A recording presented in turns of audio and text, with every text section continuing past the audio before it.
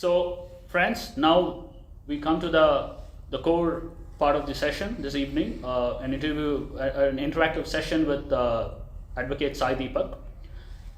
Sai Deepak is an engineer who turned into an advocate subsequently, and he's been involved in some of the landmark cases in the country. As a student, his blog post on the patent dispute between Bajaj and TVS is something that was quoted extensively and was included as part of a judgment delivered by the Madras High Court. There are a lot of other cases, such as the case between Greenpeace and Tata Sons is something that he was involved in, and he also represented the basmati rice cultivators in a dispute that involved them as well. And in 2018, his defense of Lord Ayyappa's right to celibacy is something that was very well appreciated and well mentioned in media across the country. And since then, Sai has been, like Swamiji said, passionately involved in promoting the idea of Indic awareness, and through his nuanced arguments has been distilling some of the complex issues that governs some of the legal aspects that are confronting the country today. So it's indeed a pleasure having you, Sai, on the program. Thank you. You've actually spoken about the need for a common perception of history, and we are actually living in a time where even a common perception of current events seems to be a little challenging to attain. So in a nation as diverse as, say, India, when we try to attempt to have a common perception of history, right, you would invariably find one section being blamed and one section taking the position of a victim.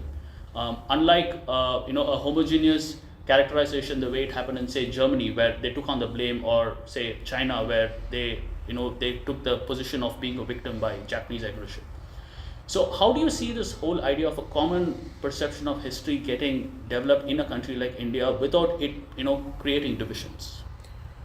So I think it's an extremely pertinent question, and given that I consider myself a learner when it comes to some of these issues, I will keep my answer tentative. Okay. And therefore there's a decent chance that my answer perhaps reflects my understanding at the current moment. It may change in the future.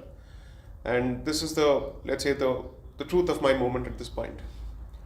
I started off on this particular question perhaps maybe about 10 or 11 years ago, or maybe even before I took up law as a profession. This was one of the reasons. And the idea of nationhood has confounded me for a long time. And only over the last few years, I have realized that perhaps, as Swamiji's clip that you just played out, I think is a fantastic starting point for this particular discussion, which is to say that you first understand Bharatiyata before you decide what is, let's say, the political entity that you look at. Okay. The political entity that you look at today corresponds to and approximates to, let's say, a nation state. Roughly speaking, that is how we have decided to mold ourselves. But for all practical purposes, I think it's a triangulation of sorts. It's an approximation of sorts, which has been required by history. Perhaps because you were unshackling yourself from a colonizer, a European colonizer, there was a certain legacy that you inherited, which you chose to continue with in the interest of continuum, so that there is some kind of a vyavastha, so there is some kind of a system in place, so that the common person has some kind of a system to look up to. This is something that you have inherited as part of a colonial legacy. But do you want to continue with it is a question that you have never asked yourself. And perhaps even if you have asked yourself during the course of the framing of the constitution, those discussions have never reached out to the common person subsequently. And therefore I believe that what we understand of this country today is a curious mix of myth, reality, fact and fiction, without any serious effort being invested at the level of the state, and dare I say even at the level of the society, to perhaps make sense of our past and see how is it that we have straitjacketed our past into the concept of a nation state. Okay. Now let me try and answer the question in a slightly more direct way.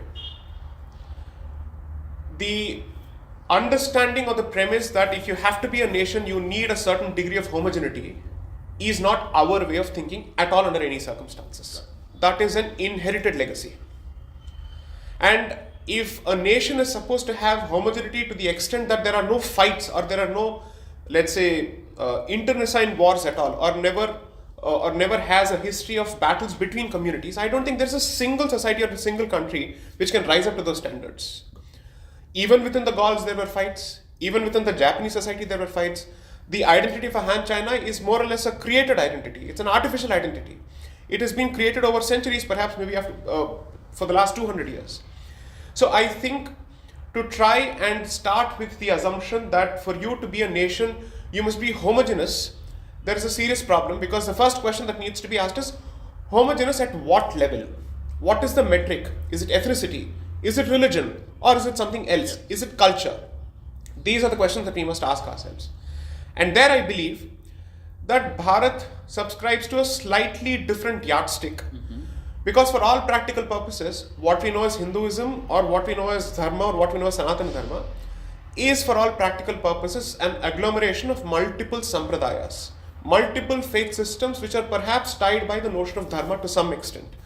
And I don't want to go beyond that because I'm not an expert in the subject, but my limited understanding tells me that the connect that you're looking at to tie each of these identities is not a religious connect, is not an ethnic connect, it's a spiritual connect. Correct. And this is not something that can ever be understood if you try and understand Bharat from a European experience. True. Bharat's experience is unique. Its identity is unique. Its understanding of Sanskriti and Sabhyata is unique. Therefore, it makes very little sense to try and impose the trappings of European thought from nation statehood or let's say constitutionalism or anything else on this particular civilization, because it's almost trying to understand the father by the yardstick of the son. Makes really no sense. So therefore, I would suggest that even if perhaps we don't have an answer, we at least start with the understanding that what we know today is insufficient, inadequate, incomplete, and certainly does not do justice to Bharat as an entity. So how do we define ourselves? There are enough historians who were grappling with this particular question around the time of the independence movement, because when you start clamoring for independence, the first response from the white Christian colonizer was, you were not even a single country before I came to this particular land. So what is your claim to fame and how can you actually make a case for nation statehood? Nation state and independence. And independence. If you were not stitched together as a political entity prior to my entry, what makes your case stronger after my exit, and how can you ask me as a single political unit to give you independence as a single political unit? So there you have to, and I've been trying to read that particular literature because I'm in the course of writing a book which is more or less public knowledge by now, where historians around that period first of all tried to understand this more from a civilizational sense. So a civilization, whether it is in an advanced stage of decay or it is in a stage of resurgence, is for history and time to decide. But a civilization which has telescoped itself into this narrow prism called nation statehood, when it struggles to straddle between its identity as a civilization and its political reality as a nation statehood, the kind of confusion that a particular entity is supposed to go through, Bharat is a live textbook example of it. And as long as it doesn't strike a balance between its past and its present, its future is bound to be confused and confounded. So yes, therefore, there is a decent chance that the values that tie you together, which tie you to the land of this particular country and basically says that this is the history that I inherit, there is a decent chance as a consequence of adoption of that identity, you will other a few people, because quite a few people may or may not subscribe to it. Absolutely. So be it, is the straight answer to it. Okay. Because the process of formulation of an identity using any yardstick is bound to result in creating an other who does not conform to that identity or who does not subscribe to that identity or who is not part of that identity. That is no reason to alienate or abandon your identity. If you say that someone's your mother, that also means that someone is not, that person is not the mother of someone else. Doesn't mean that you alienate your mother simply because the other doesn't relate to that particular mother, right? So that I think is a clarity that is required. But I think we are wallowing in a certain misplaced understanding of universalism, and we confuse spiritual universalism with political, geopolitical realities. And as long as we continue to conflate between the two, I think we will neither be spiritually universal nor will we be real political, according to me. That confusion will continue for some time. Okay. Interestingly, when you spoke about the confusions that would come as a result of we not being very clear in terms of, or rather not reconciling between the cultural identities of the past and the political identity of the present. Yeah. While I agree that there is going to be a good amount of confusion, which we see in the society as we speak, Right. But when we do this othering that happens, there is going to be a good amount of conflict as well. Correct. Right.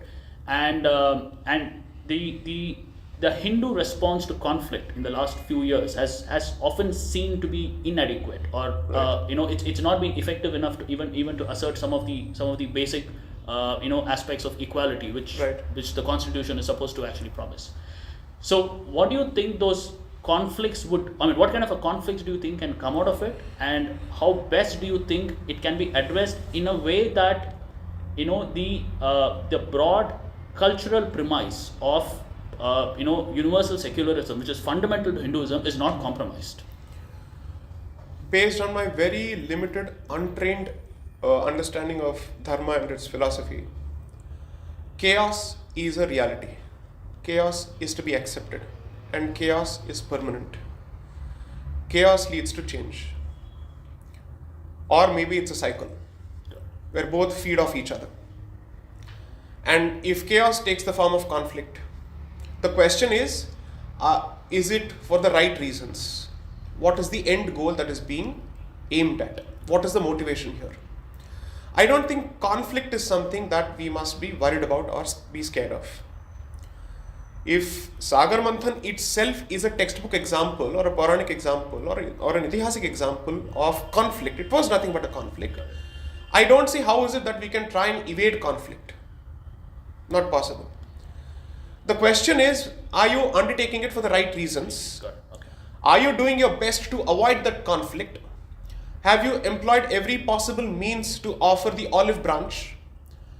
And if left with no other option and forced to take a position, do you first of all have the guts, and second the wherewithal to embrace it?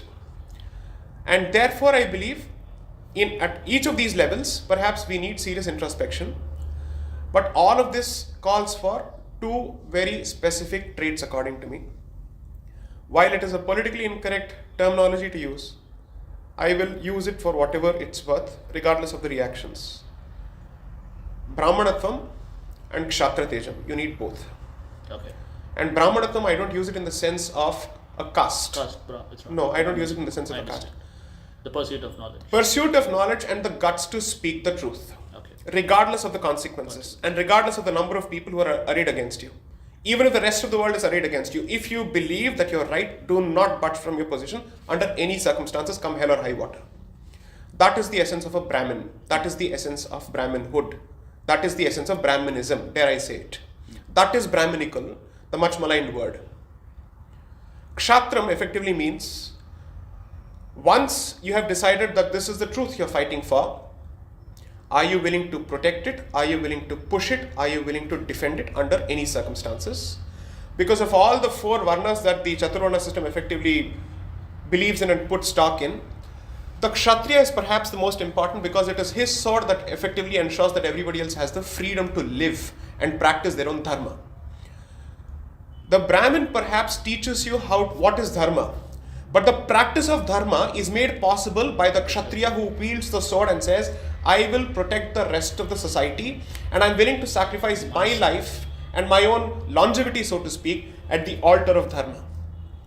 And therefore, as much as you need a lot of people who propagate the truth is always bound to inspire uncivil responses, and 9 out of 10 times violent responses, which I think is effectively what's going on. And as long as your response is churning out this misplaced pacifist sense of Hindu dharma, I'm sorry to say, you have not understood the meaning of Shastra and Shastra going together. Okay. And today I believe that we have perhaps a surfeit of Shastra in several ways, with a lot of people talking, but a serious deficit of Shastra. And that's where I think the Indian state needs to rethink.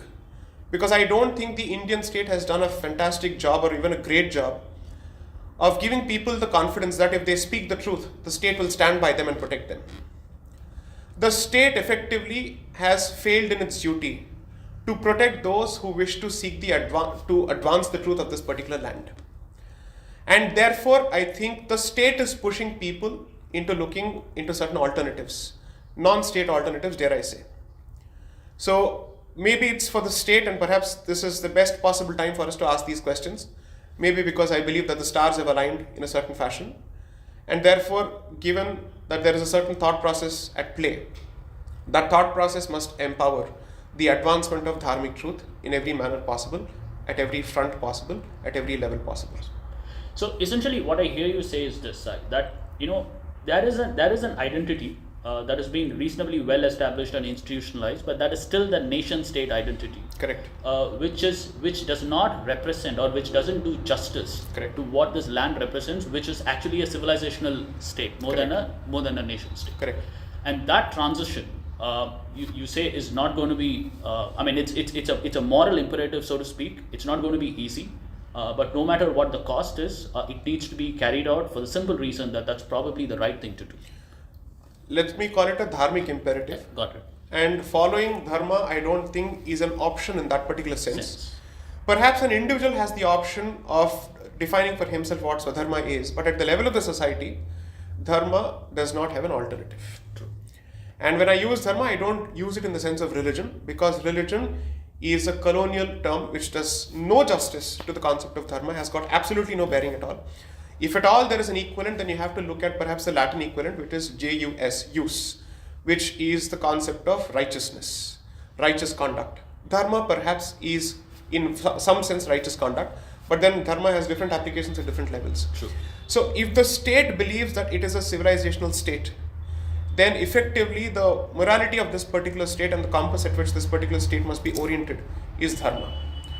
And if that is effectively your means as well as the end, then you have to do whatever is necessary to protect it and advance it. Because the belief is advancement of dharma is not just for individual good and not just for, let's say, national or civilizational good, but it is good for the rest of the world. And for a country that believes that it has the ability to be Vishwaguru, I think you must take that chance. Take the chance. Okay. Got it. So like you said, dharma is a very complex phenomenon, right? I mean, it's so complex that, like you said, there is no word equivalent in most languages. For instance, English doesn't, righteousness is one word that is often used as a synonym. Right. But unfortunately in India, the word, it is equated to mazhab in some context, which Correct. I think is absolutely incorrect, so to speak. So the question is that, dharma as a concept is fundamentally predicated on deep thought, a lot of contemplation and meditation, so to speak. And that is what builds the capacity to address some of the nuanced issues that comes with its, perception. Right.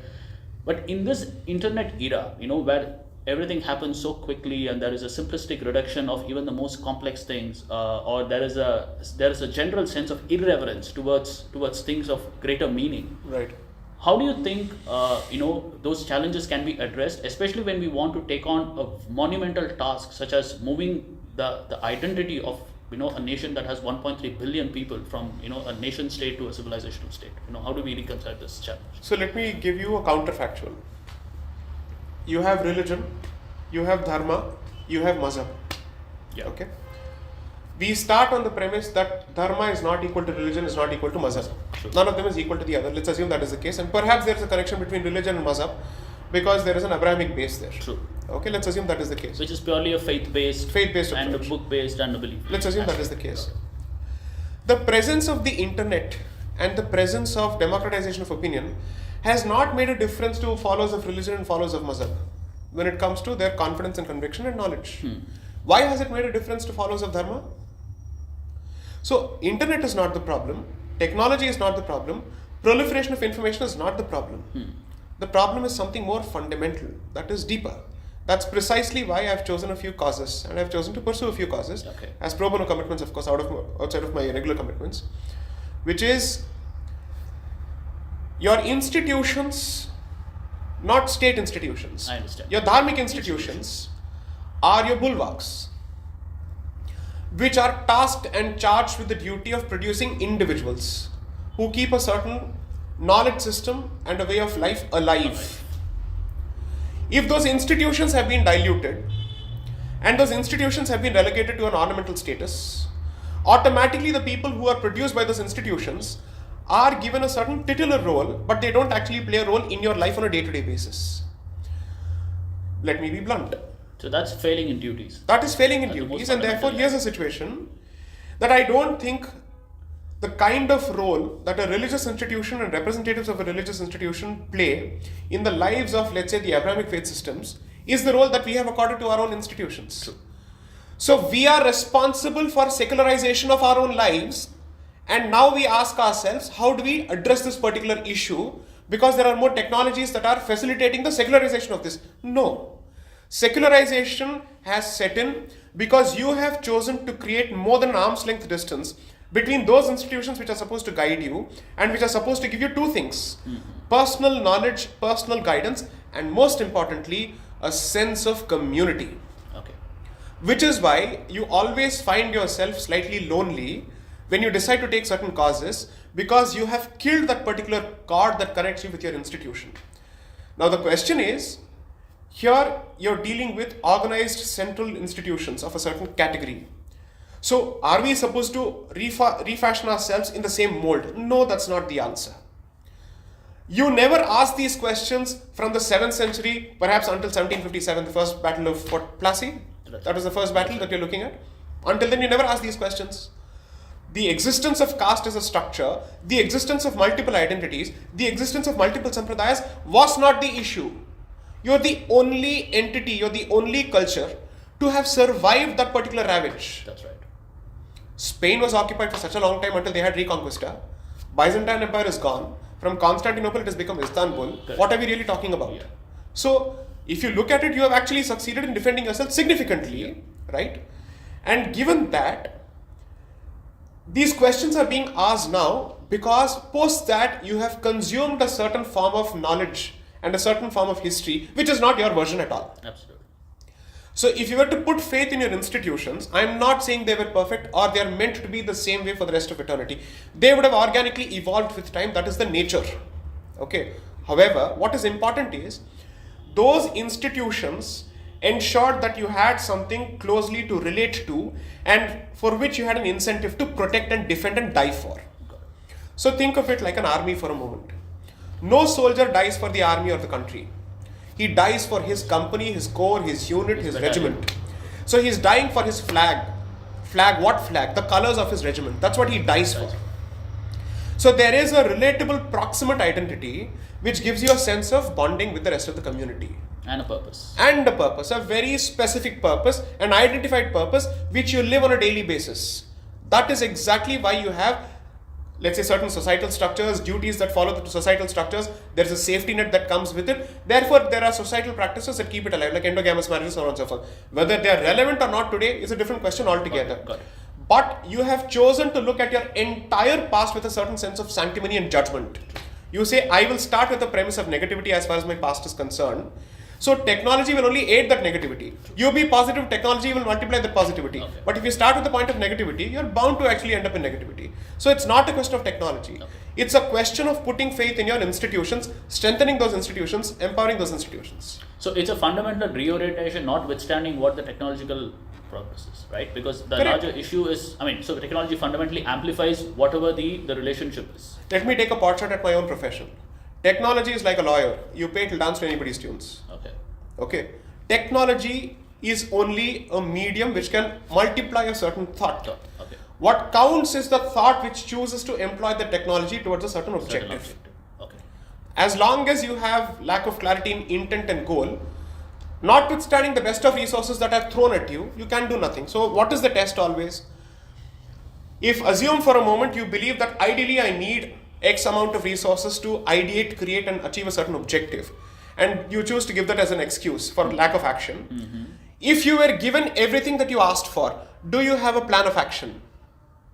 If you don't have a plan of action and you constantly say, until the resources arrive, I will not think of a plan of action, that means you're saying, I will not prepare until the opportunity presents itself. You should always be prepared. Right. When the opportunity presents itself, you move on the front foot and you hit it for a 6. That's the basic point. I understand. Do you think the idea of secularism can be agnostic to the cultural and the historical context of the society it operates in? Secularism has never been agnostic to culture. Secularism has never been agnostic to religion. Please read... The religious context. Absolutely. Secularism, as understood in Europe, is Christian secularism. We are the only ones to actually understand it as militantly irreligious secularism. And we constantly look at the French Revolution to this. No. French Revolution made a very clear exception towards the treatment of Jews also. There are specific legislations to that effect. There are specific policies that they adopted. Secularism in Europe, which is where we seem to be tracing its antecedents to and have adopted it from, has never been secular. Secularism has never been secular. It's a Christian. It's a Christian secularism, and its entire origin has been that I rebel from papal authority, and I rebel from the Pope, and I rebel from the, let's say, the domination of Catholic Church, and therefore all princely states, all principalities, all feudalities effectively say, I don't want to be, let's say, subject to the Prussian Empire, I don't want to be subject to the Augsburg Empire or the House of Augsburg, and therefore I want to be rid of the shackles of the Catholic Church as well as the Augsburg House, and now I want to come out with a separate principality altogether. That is effectively what we know as the Protestant Reformation, leading to the Westphalian Peace of 1648, and then ultimately leading to the nation state as a concept. But every nation state in Europe was very clear that it was a Christian nation state. So is your US. Absolutely. The Peace of Westphalia was not about establishing a secular state. The Peace of Westphalia was asking itself only three questions, or rather three denominations. Apart from the Catholic Church, which are the other two permanent denominations of Christianity that shall be recognized henceforth? Protestantism, and the third one that we don't talk about is Calvinism. Okay. Calvinism is also a broad, let's say, basket of Protestantism, both of which rebelled against Catholicism, and both of them said, we don't wish to subscribe by your dogma, allow us to do it on our own. And therefore, every European colonizer, once he started colonizing the rest of the world, was actually fighting for Protestant Christian expansionism, which is stated in papal documents, which is stated in their parliamentary debates. You only have to read the British National Parliament debates from 1833 onwards, and you will clearly see that they were fighting for Christianity. East India Company and others may have fought for trade or whatever it may be. Right. But the state, when it decided to take action, was very clear that it was taking action to further a specific ontology, epistemology, and theology. Sure. There is no running away from it at all. So secularism has never been secular. Anybody who understands it otherwise has not read history. And this is more pronounced when it comes to empires like the Spanish Empire or the Portugal Empire, which are actually Catholic in nature. Correct. And because over there, the Inquisition, the extent of Inquisition that they imposed on some of the colonial subjects was far, far more pronounced, and for the matter, very violent compared to, the Protestant establishments like the British. So I think Spain and Portugal, we think of the Britishers as the first colonizers, but no, it was actually Spain and Portugal first. That's right. Christopher Columbus was not an Englishman for all practical purposes, right? The Columbian expedition, I think of 1492, was not an English expedition. Absolutely. And the document that you should perhaps consider looking at is a document that came out, I think, in May 1498. It's called Inter Cetera, issued by either Pope Alexander VI or Pope Augustine, I don't remember exactly. And that was a papal bull, which is papal firman, papal authority, papal diktat, a papal fiat, issued to both Spain and Portugal, dividing the rest of the new world, that is non-Christian world, between these two people, saying, you colonize this from this latitude to this longitude, you colonize this from this latitude to that longitude, and India is mentioned there. Okay, India is mentioned there, because all of them are looking for India, and three words were used: colonize, evangelize, or enslave. This is the language, and you're doing it in the name of and for the Son of God, Jesus Christ. Okay. It's mentioned in the documents, it's publicly available. Anybody has to simply search for it. I'll spell it out: INTERCAETERA, Inter Cetera. That's the document. Search for it, you'll find it on Google. Tell me I'm wrong. It's not. Okay. So when these people started off with these notions, and colonization had a very clear evangelist expansionism behind it, how do we assume that they were secular? Got it. What is the basis for assuming that they were secular? Why? Because they established the railways in this country. So what? I don't see how that makes any difference. I understand. So now, it is interesting you spoke about the intent of both the Portugal and the Spanish Empire to kind of conquer colonize whole of the world, right, between the two of them, and obviously they had a very clear intent to proselytize, the subjects there. Correct. Now, if you look at Article 25 of the Constitution, it gives the right to practice religion. Right. Now, the right to proselytize or convert is integral to some of the faiths that are existing in the country. So their right to practice religion could actually mean, right to proselytize in that sense, in some sense, which is in absolute conflict with the religions that belong to this land. Right. So, is there a need to kind of have a serious check on this whole aspect of looking at religion from the perspective of just expanding the followership base? And from that perspective, I want to hear you or hear your opinion on some of the anti-conversion laws that have been brought by some of the state governments in the recent past. See, in fact, it touches a slightly more fundamental aspect. And there's a decent chance that my answer may shock you. Because I think I will split the answer in two different baskets. Okay. The first basket is questioning the basic assumption that dharma is a non-proselytizing faith. I don't believe it is a non-proselytizing faith at all. Several groups have been made part of dharma by giving him a specific status in this particular society. That is how the jati system or the varna system effectively evolved. So for me, for all practical purposes, one of the reasons perhaps, or one of the triggers perhaps for the caste system was to invite people into this particular dharmic society and give them a particular station in this particular society, depending on their, let's say, the guna, karma, whatever it may be. Okay? So I am not willing to buy entirely that we are a non-proselytizing faith. Okay. That is something that we have told ourselves repeatedly. How much of it is based in reality? How much of it is based in a self-fulfilling lie? I'm not sure of it. But none of this proselytization, which you just spoke about, was a form of proselytization where you deny. That's exactly what I'm coming. What someone is practicing. Right? So the thing is, if you wish to be a part of my society, this is a certain status that I'm willing to offer, and you will be given a certain degree of respect, and your enclave or your island will be respected. Now, what is the difference? If they choose not to actually be a part of this particular society and they rebel against its basic tenets, I think there are enough examples to ask ourselves whether they were allowed to live in this place or not. Okay. I don't know why is it that we are running away from it. We shouldn't be running away from it. Why? There is always going to be a nexus between a form of consciousness, a form of identity, a form of theology or a form of ontology or a form of epistemology and a certain territory or a certain geography. What defines Bharat, and if you read Radha Kumar Mukherjee's book on what makes Bharat a Hindu society, is the establishment of a network of pilgrimage centers across the country, tying it up as one single unit. Erstwhile Afghanistan, or let's say erstwhile the Shahi dynasty before it became Afghanistan, or you go to the east or the west or the north or the south. Absolutely. There is a network of institutions, and these are religious institutions, which is what made it Bharat a single entity. Okay, so I think even Diana Ek has written brilliantly in a book, Bharat, a Sacred Geography. Mm-hmm. This is a sacred geography. True. Therefore, you don't look at it as territory. It's not a territory to be ruled over. It's not a territory which needs to be conquered. It's a territory to be venerated because we believe that our gods lived here, that our heroes lived here, that they have venerated this particular land. It is the land of heroes and rishis and seers and whatnot. Yeah. Okay. Therefore, our relationship to this particular land is one of veneration. That is the primary distinction between an outsider who looks at it as a territory which has been conquered. And a geographical entity. And a geography that we venerate. True. Okay, that's one. So there I think we need to rethink a bit. So the first question is, why do we assume that we don't have the right to convert? And why do we believe that we are not a religion that doesn't convert? I don't think you should take away that particular weapon from your ammunition or your arsenal at all. You should equally have the power to do it. After all, if there are Hindus in Russia or in Europe or in America, how is that even possible? Unless and until you believe that all of these people could become part of the Hindu society or the Dharmic society. That's one.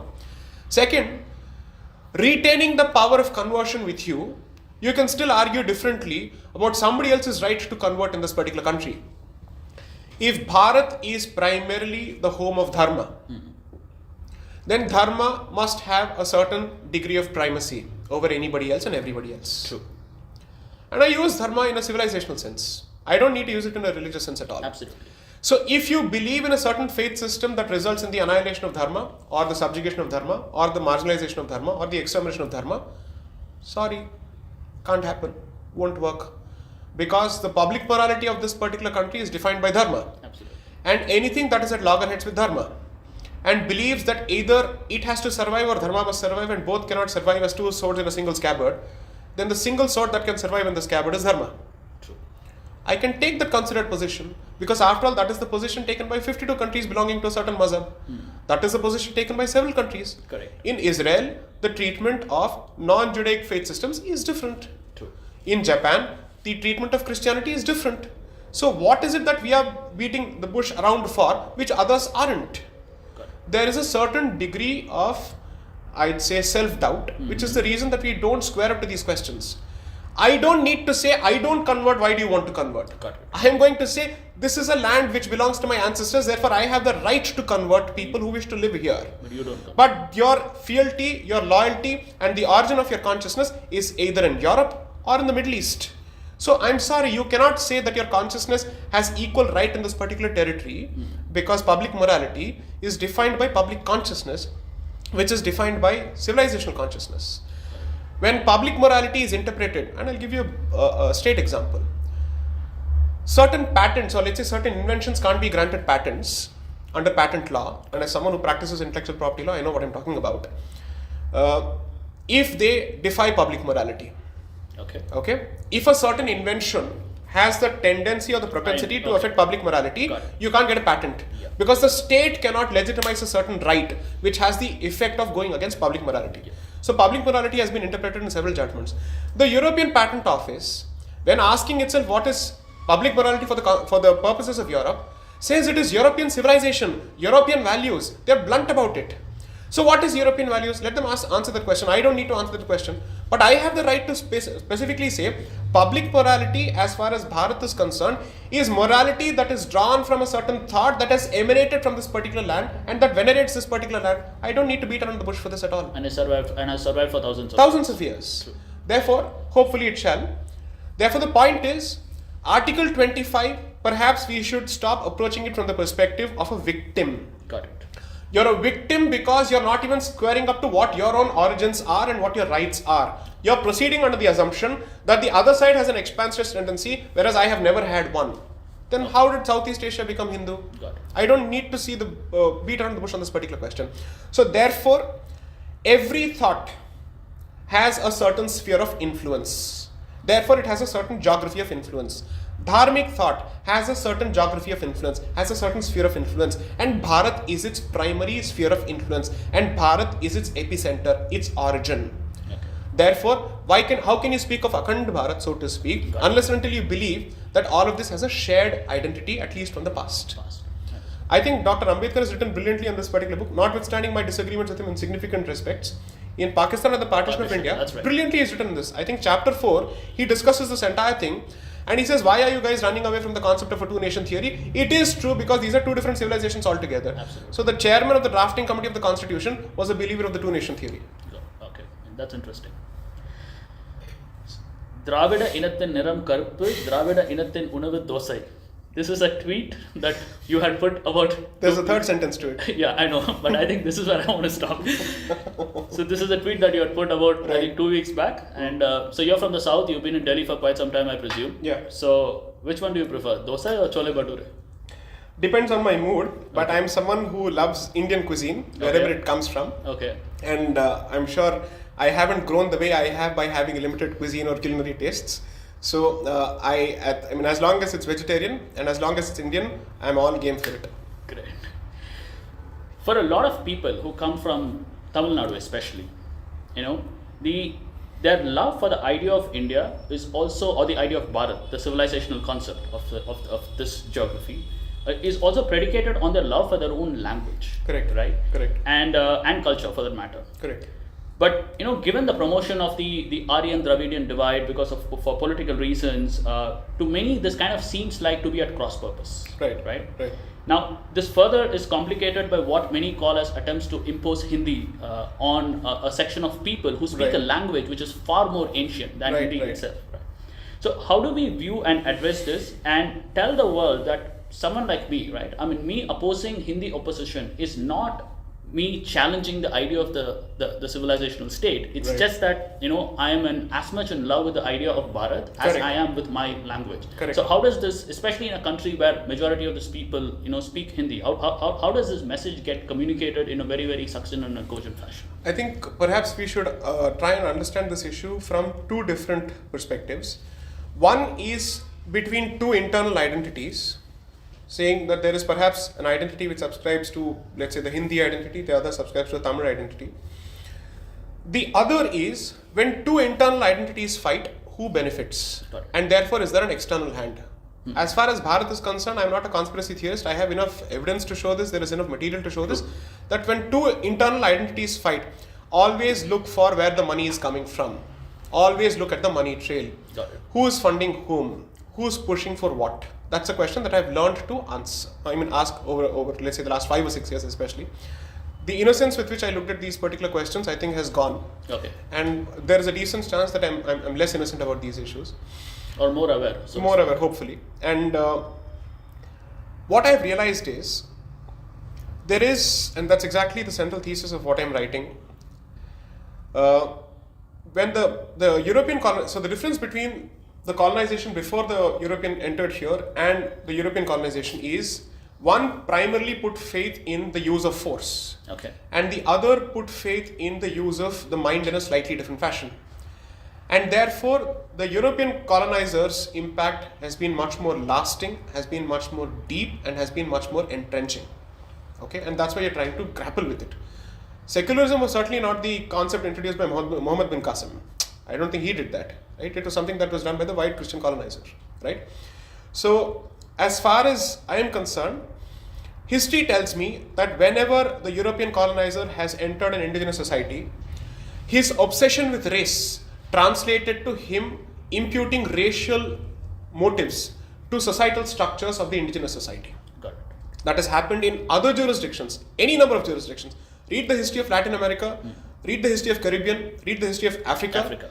Or even for that matter, New Zealand or Australia. What we understand of caste and what we understand of tribe today is effectively a consequence of the European colonizers' obsession with white Christianity. True. That is his own writing.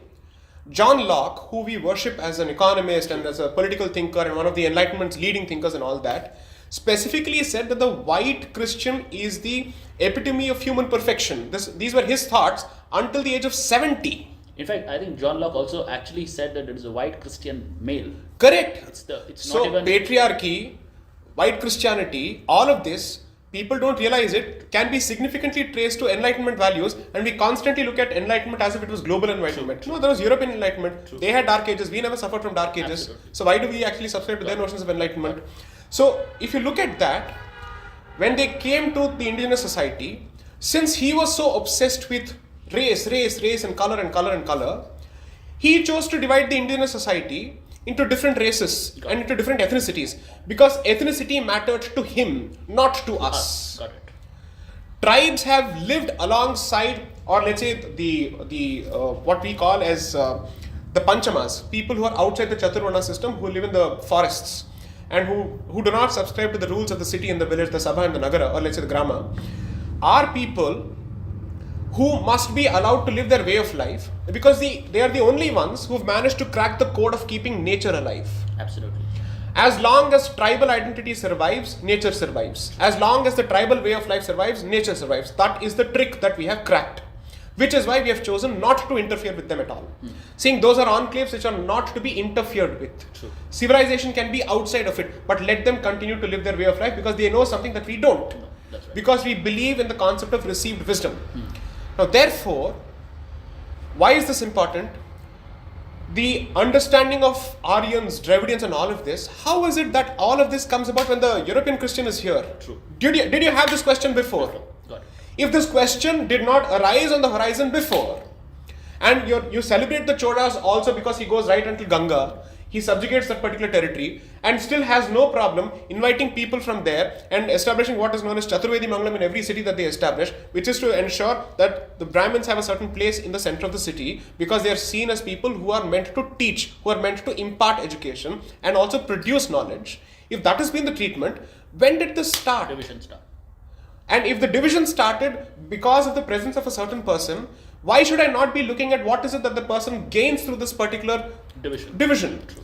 And if there are people who latch onto that particular division, I'm sorry to say, you have fallen for the age-old trick. Or you continue to gain from the division. Or you gain from that particular division in the short run, but you will pay for it in the long run. Yeah. Which is to say, the idea is to gradually co-opt one strand after another into the colonizer's mindset. That's exactly what's happening. True.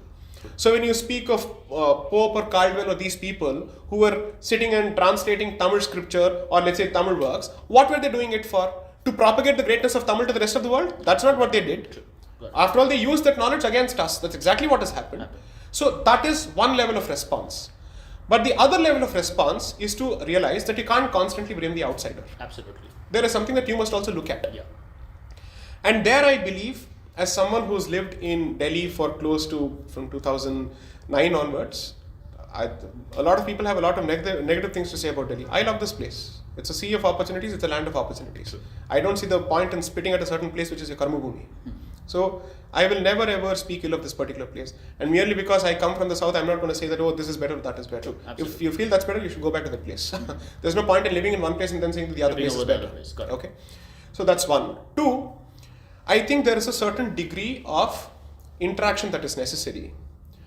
And the fight is about who's older, whose language is older. You celebrate the diversity of your language.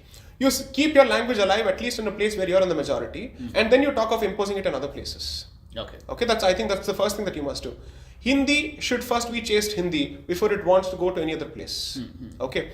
As long as it seems to be interspersed with a lot of words which are certainly not from Sanskrit or any other Indian language, I don't see the point in actually saying I'll go and talk about it in different places. Absolutely. At the same time, you must give, let's say, urbanization or intra-globalization a certain opportunity, because when you come out of your home state, you're bound to learn the language of the place where you're going to work. Absolutely. So economics is going to force you to do that. Assume for a moment that any leader from North India, I don't believe in that concept, decides to go to South India and he wants to, let's say, get a certain chunk of votes, or he wants to attract those people. You will automatically have to don the same dress that you do. So when Mr. Modi decides to meet Xi Jinping, he wore the dress. That's right? That's right. So whether it is politics or economics, it's going to force you to do a few things which you may or may not want to do. True. Therefore, that's one aspect of it. But when you start realizing that you're a civilization and that you've always functioned as a decentralized unitary unit, which is to say that you have separate identities in different places and you've still functioned as a single unit, automatically this sense of insecurity from which you operate, I think, will come down significantly. Therefore, all of this only reiterates the value of history, and therefore you have to understand your own past. Is it anybody's case that before the Englishman came, people living in the border of what is today Odisha and what is today Andhra Pradesh were not talking to each other? What language were they talking to in each other? I mean, they were at the end of the day, they must have learned each other's languages. Absolutely. Or there must have been some kind of a common lingua franca. Absolutely. What was it? Let's ask the question. Surely it was not English. Surely it was not Hindi. Surely it was not Urdu. What is this?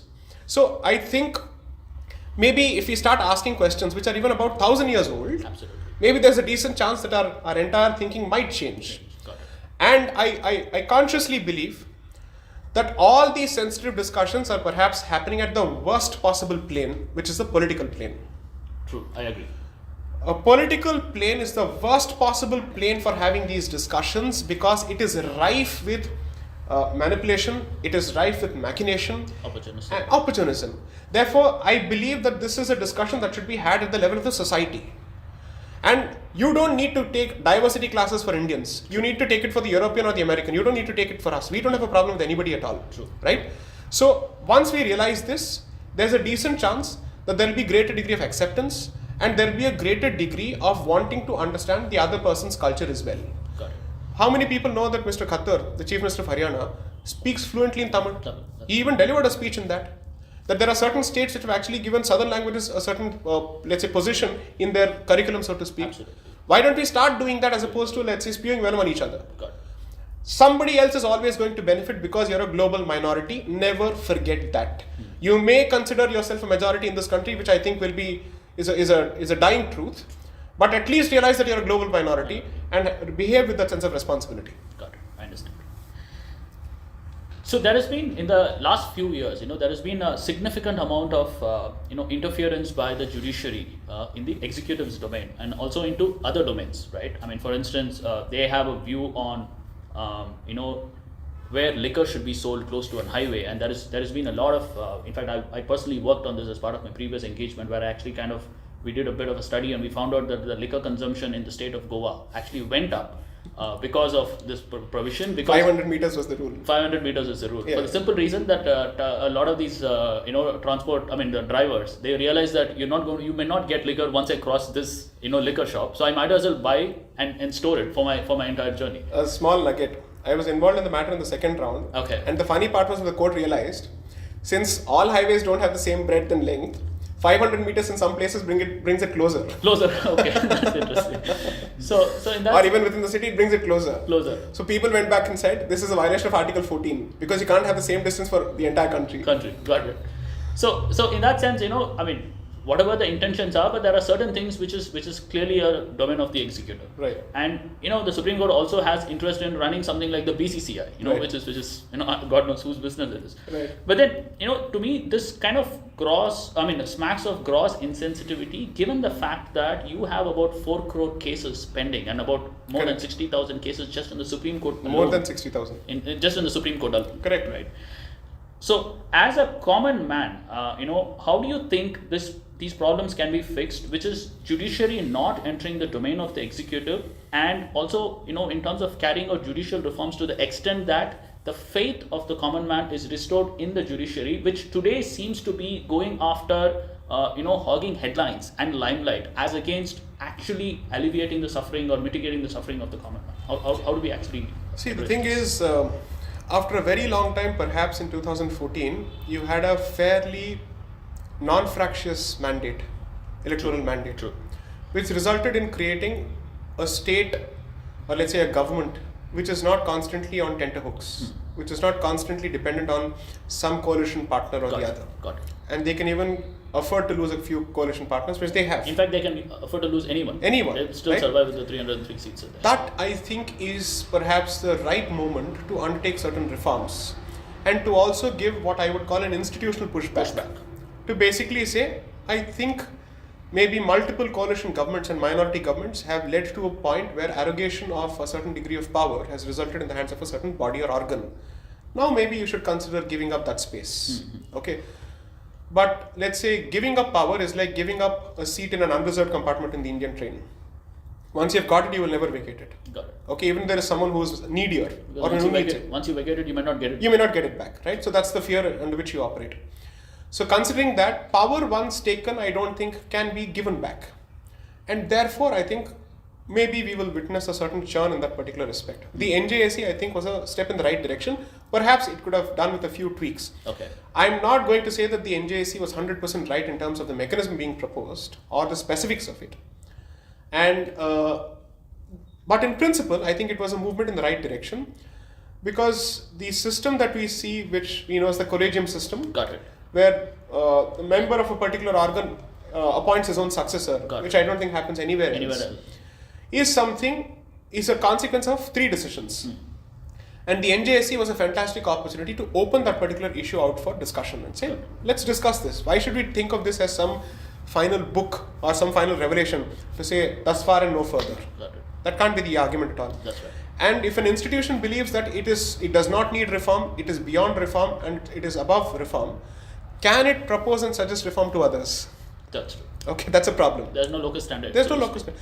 You at least look inward. True. And as someone who certainly respects the institution, who believes that the institution has done a fair amount of good, has given a certain amount of relief to the common person when executive has failed or when the legislature has failed, especially in matters of sexual harassment. The Vishaka guidelines, which the Supreme Court came out with, was a consequence of legislative vacuum to deal with sexual harassment in the workplace. A lot of things that the Supreme Court has done is indeed laudable, and they had to step up, because you can't tell the common person, other 2 organs have failed, you don't come to me because I can't do anything. Absolutely. That is effectively the doctrine of necessity kicking into, let's say, existence. So now that there is a non-fractious mandate, perhaps both organs must speak with each other instead of slugging it out in public. Because if they do it in public, then public loses confidence in both institutions. And according to me, if the public loses confidence in the judiciary, that is much more dangerous than the public losing confidence in the executive or the legislature. Simply because there is always a certain degree of cynicism associated with politics and politicians. So there is a normalization of their expectation to say, this is how it's going to be. But can you have the same attitude towards the judiciary? That's deadly dangerous. Yeah, because once you lose it, that's it. You're not going to win that. You're not going to win it back because you don't have the ability to talk to people directly. Absolutely. You're not a transparent body in that sense. True. Opacity is rife in the way. You're not accessible either. You're not accessible. You don't want to be accessible. Correct. And it's not good for you. You're meant to be a reticent body. All the more reason that you conduct yourself in a manner. It's almost like the crown. Exactly. No, it's I would call it's like the Roman Catholic Church. Okay. Because the Roman Catholic Church thinks of itself or thought of itself as being above the king. Because they hold the gates to heaven, therefore the earthly power must listen to the unearthly power. Got it. Okay, that's how they operate it. Yeah, be it the king or the subjects. Exactly. So therefore, here's a situation that perhaps this particular institution is seeing itself in the same mold. I've said this in writing as much, and I've said this in very respectful terms. I think I'm exercising my right to free speech when I say this. Therefore, I believe that this institution, in its own interest, in the interest of preserving its majesty, in the interest of preserving public's confidence in that particular institution, must cede space and regain its moral standing in the eyes of the public and set an example for other institutions. When they do that, automatically, I think the confidence of the public in this institution will see spikes. Got it. And do you see any kind of a movement towards that over the last 10 years? Because in my opinion, I think in the last 10 years is when the perception of the Supreme Court, has kind of taken a beating for various reasons. But do you see that transition happening, given the fact that we've had two governments which have been elected with a thumping majority? Let me respond to that with a question thrown at you.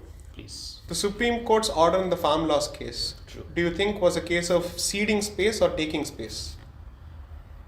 I think that was an attempt at enabling to find a common ground between the two. Be that as it may, purely from a jurisdiction standpoint, okay. Did the Supreme Court have a constitutional basis to ask the government to negotiate with the people and consider staying the laws?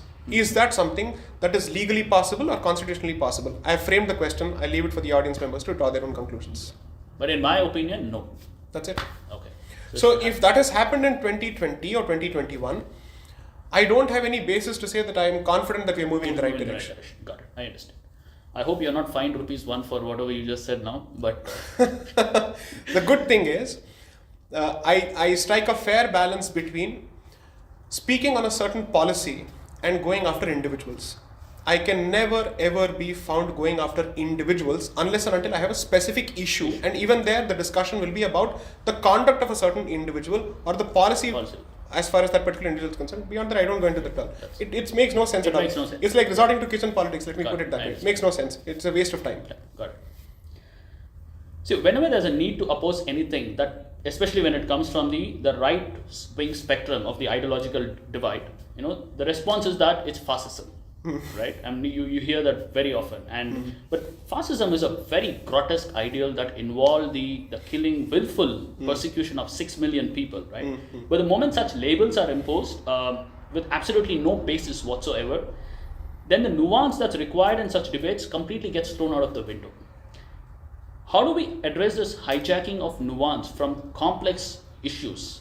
Because unless and until we address those nuances, through a civilized debate, we're not going to find any common ground, or we're not going to come at solutions, and the society will continue to remain deeply polarized. Right. So how do we kind of tackle this? So one, I have consciously and in the interest of posterity, stayed away from the word right wing. I will never ever subscribe to that word at all. Okay. Because it has acquired such negative connotation the world over that anybody who identifies it with that particular ideology is immediately appropriating or inheriting that nasty legacy. True. I don't think you should. And Bharat under no circumstances should be doing it, because the left and the right are certain divides that we don't subscribe to, and what is left in Bharat and what is right in Bharat, frankly speaking, is nowhere consistent with what is outside. Absolutely. Okay.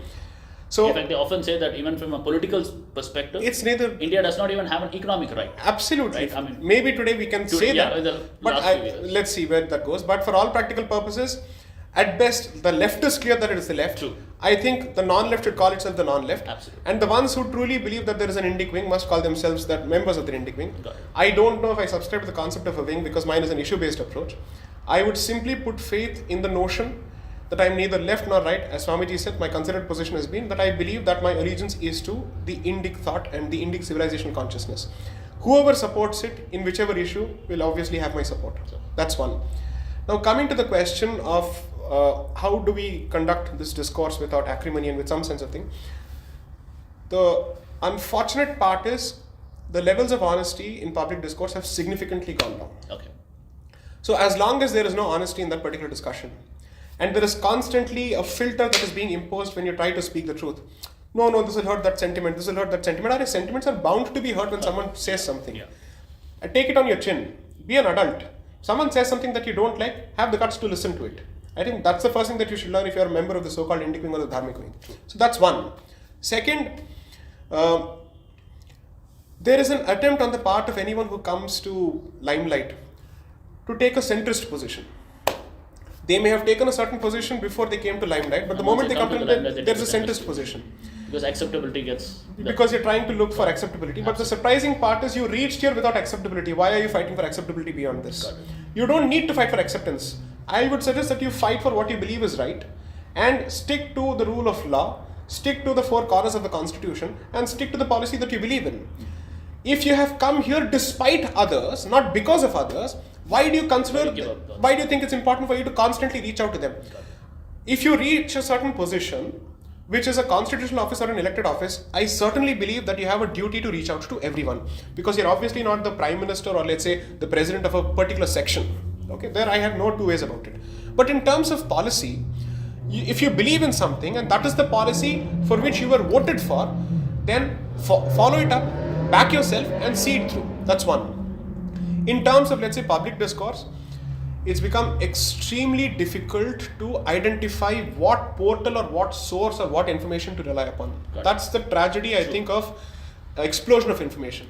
And that's not just something that's limited to Bharat, it's everywhere. So we will go through this particular churn.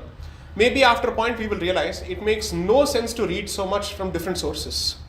You must read a few credible sources and apply your own individual original mind to it. I think now there is a lot of information.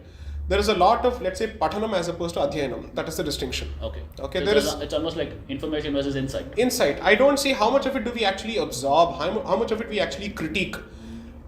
I would say that I'm not someone who reads a lot. Okay. Whatever I read, at least I manage to try and internalize it, agree with it and disagree with it. I know what I'm talking about to some extent. And I'm not saying this about me. I'm generally saying that I think perhaps we should move in that particular direction because too much of information, according to me, sometimes you don't know whether it is necessary or not in the first place. What are you going to do with all that information? That's one. Three, I think, is our education system seems to be dumbing down people. Perhaps the education system has been structured in such a way that it does not allow people's originality to come forth. Okay. Where there is always a call to authority. He said this, so believe it. She said this, therefore believe it. So it's an attribution culture, so to speak. That's how I think we are going about it. And maybe the need to generate individual original thought, an incisive insight, that I think is missing. If you can address education, and if you take education seriously, from the standpoint of history to the standpoint of, or let's say to the perspective of pedagogy also, from teaching methodology to the content of what is being taught and the production of knowledge, there is a significant chance that you may address this issue, if not in the next 5 years, at least in the next 15 years. Okay. But we are constantly interested in addressing only the present. I don't think that's going to work. Anything that you do has to be to address the future. Because the present, I think, is moving at such a pace that you're trying to keep pace with the treadmill whose pace is constantly increasing. Okay? So perhaps your chances are better if you were to invest in the future. And always investment in the future means investment in education. In the next generation. Maybe if you do that, you will produce people who know what to ignore, who know what to focus on, who know what matters. That filter needs to come out. As long as that filter doesn't come out, you'll constantly talk at cross purposes, and social media for all practical purposes has become dustbin. Okay. Absolute trash. most platforms, I'm sorry to say, not the existence of the platform, but the manner in which we choose to use the platform. True. It all goes back to what is the filter that you've grown. Correct. So that brings me to the next question. The power of social media over government and the implications for a society, because we're seeing. I mean, there was a point in time where corporations used to be controlling governments, right? And we've seen that in some of the Latin American countries, and we've also seen that even in evolved democracies like the US to some extent, so on and so forth. But I mean, those were industrial complexes, right? Some military industrial complexes and other forms of industrial complexes. Correct. But now it seems to be taking a completely different turn and flavor, right? I mean, these are tech companies with high computing capabilities, and they have very powerful algorithms that can hook people.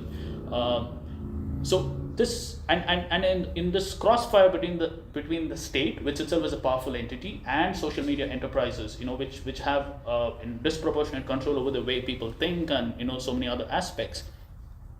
Where does a common man find his spot of being safe and and not being manipulated or not being coerced into something that he would otherwise not do? Under the nation state system, which is the product of the Westphalian civilization, the common man never stood a chance. If you see how this particular system has evolved, when European principalities broke away from the Catholic Church and the Roman Empire, the Holy Roman Empire, and decided to colonize people, when you need to colonize, what do you need? Money. Because colonization means war, means resources. So who will you go to? The wealthy aristocrat. Absolutely. And the money bags. The Rothschilds. So therefore, nation state engendered the rise of capitalism, which saw a fair degree of coincidence of interests between people in power and people with money. Okay. Military industrial complex is not a spin-off or an aberration of the nation state system. It's a logical corollary and sequitur of the nation state system. Okay. It's a product. It's a product, and there is enough literature and there is enough evidence to back this. Okay. Now the only thing is, the man who used to beat the sword believed that he always had the upper hand. Now the tables have turned a bit. Got it. Because now you have realized that private players perhaps wield more power. True. And maybe they're responsible for even bringing you to power. True. Okay. Considering Absolutely. that, from the military industrial complex, it has become the media military industrial complex. I call it the MMIC. Okay. I said this even in a previous podcast of sorts, that this is the issue, and I've written about this, I think on the 5th of February in the Daily Guardian I wrote. And yesterday we had this discussion on the draft rules for social media that the government has proposed. Got it. I believe that whether it's a nation state or a civilizational state, the state must insist and enforce and assert its primacy. Because the common man's fortunes cannot be left to private destinies. Or the common man's destinies cannot be left to private hands. We have elected the state, not the private entity. Got it. We have put faith in the state, not the private entity. Our social contract is with the state, not the private entity. Private entities can generate wealth, but public policy must come from the state. Got it. And therefore, it's for the state to ask itself, how much of space is it willing to cede to private parties? And especially parties who have the power to deal with consciousness, mind space, AI. That is the next big tech. And we're looking at AI mostly from the standpoint of how many jobs will we lose, what kind of revolution will come. So you're looking at it from a very... Exactly. You're not looking at it from the point of occupation of the consciousness or the mind space. And imagine people who speak of consciousness and spirituality, the civilization is looking at AI from the perspective of utilitarianism as opposed to seeing what is the impact of AI on the mind and human consciousness. So I think, I've said this before as a suggestion, that the government must set up a task force for emerging technologies, primarily from the standpoint of looking at it in the long run. What does it do 30 years down the line? If banning of a TikTok can lead in stupid reactions, people committing suicides, people coming out with videos crying saying that, oh, TikTok has been banned, imagine the kind of addictive control that particular app wielded. True. So it is not beyond the pale of reasonableness or imagination anymore to say that a certain technology that has a certain addictive control on you is already there, it already exists. True. How else do you explain video games? How else do you explain people getting addicted to PUBG or whatever it is? Okay. There was about Blue Whale something, right? True. All of this, ultimately this is, you have the proof. It's not something that is waiting to happen, it has already happened. So therefore, the state must step up because it is the state which has the power to amplify public morality and public policy. That is the multiplier effect and the megaphone effect that the state is in a unique position to deliver. I think they should step up to it. Just looking at what you said from the vantage of economics, it's almost like these private entities create an externality which is not in the interest of the society. Correct. And that is where this nation steps in and keeps them under check. Correct. We're running short of time, but I have one last question, and probably I'll have you sharing your quick thoughts on this. Yeah. The power of a few well-funded and well-connected protesters over the vast silent majority, to the extent that they can hold the government to ransom. Right. Your views on that? I am never going to run down the concept of a few people having the ability to ventilate their grievance. Because assume for a moment that a brute majority government comes from the opposite direction and decides to say that this country belongs to illegal migrants. True. What do we do then? We must have the power to at least respond and push back. Absolutely. Right? Now, therefore, as opposed to mechanisms, the question is the government should cut off the source in terms of money. Where does it come from?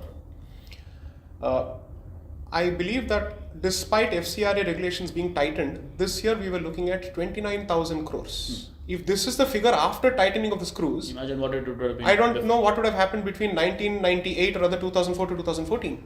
That was a lost decade. And that was a decade where a lot of things were facilitated for multiple reasons. Sure. So what is the figure that we are looking at? So external influence on domestic politics, the government must step in. 2, anyone who operates in the space of, let's say, the NGO, especially in the field of, medicine, health, public policy, education, must be subjected to strict standards. You wish to be a non-governmental organization, which means the government must look at you as a certain partner.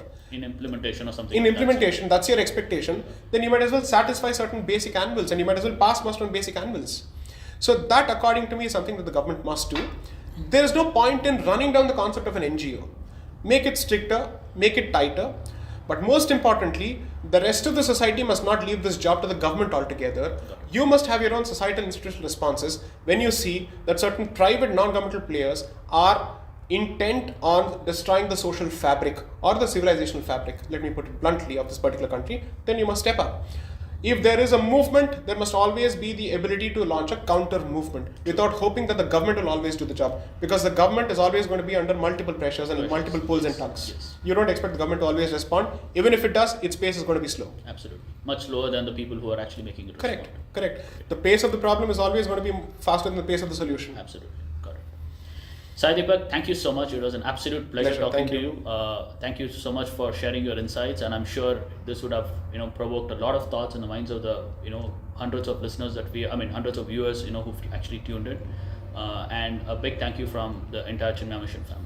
So I'd like to thank Chinmaya Mission for giving me an opportunity and for your immense patience and for the kind of questions that have been put and for patiently subjecting yourself to my drone attack. It was fun. Thank you so much for that. So thank you very much, everyone. You can please subscribe to this channel, and in the link below you could have more information about the future talks that is being organized as part of the Chinmaya Yuvaveer series. Thank you very much for being with us this evening. It was wonderful having you all. Hari Om.